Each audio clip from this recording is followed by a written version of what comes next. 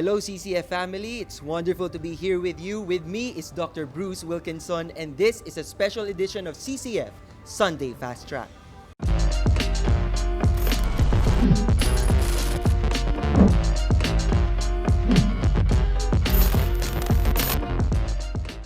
Dr. Bruce, thank you for speaking to us this afternoon. We have 3 questions for you. First one, we pray for miracles, but in this message, you reminded us that God sometimes would use people to be part of those miracles that happen all around us. How do we live like this? That kind of enlightenment that we are to be channels of great miracles so that other people will really know that it's God who is at work. Most people don't think about this. They don't think about when God hears somebody pray desperately for an answer and he says, yes, let's do that, that most of the time God uses a person to bring the miracle to the person. A person who brings the miracle, whether it's encouragement or helping them with their child or giving them money, they don't view that as a miracle, but the person who begged God for it and it comes just in time, they're the one who say it's a miracle. And what God is trying to do is to find people that he can partner with. Because I've found everywhere in the world, most Christians, when God comes along and kind of nudges you toward a person, you know you're supposed to help them somehow, we say no, we don't do it. And we miss being the delivery agent to give that person the miracle that they want.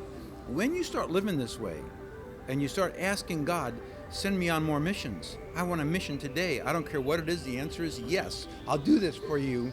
Your life begins to look like the book of Acts, because that's how it worked. All those things that happened in the book of Acts happened through people.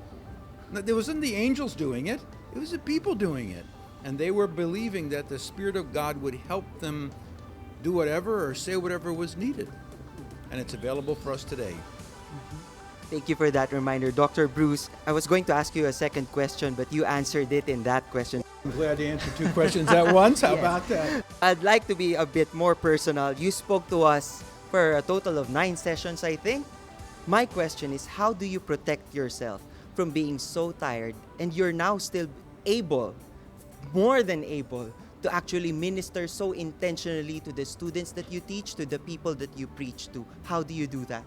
You know, my son said to me one time, right before I was getting up to speak to 5,000 people, he said, Dad, you're exhausted because of what you've been doing for other people.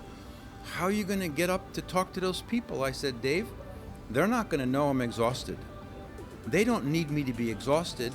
They need me to serve them with enthusiasm and with passion, and the Spirit of God will bring that to me when I need it for him. The second answer to that is a very interesting word, sleep.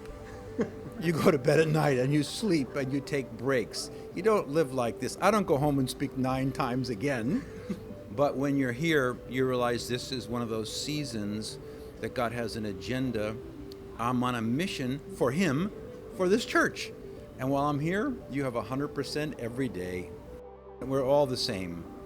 You know, if we were exhausted and we see a terrible accident right in front of us and nobody else is around, but the person's going to die, what do? We run. We all of a sudden have all this energy because of a crisis. We always have energy. We just have to call it forth instead of being selfish and saying, I'm too tired. I'm going to deliver it in a tired way because I'm tired and I don't want to talk for the 9th time and there's another 8,000 people here and oh my goodness, I want to go home. That's carnal. That's selfish. I will not endure that. And the issue is, you invited me here to love on them and they're getting all the love I have by God's grace. I'm so inspired because hearing you answer that just shows me that the person that we are with at this moment is a person who kicked that second chair out. And we will always remember that. Dr. Bruce, thank you so much. It's a blessing to be with you, sir. God bless you.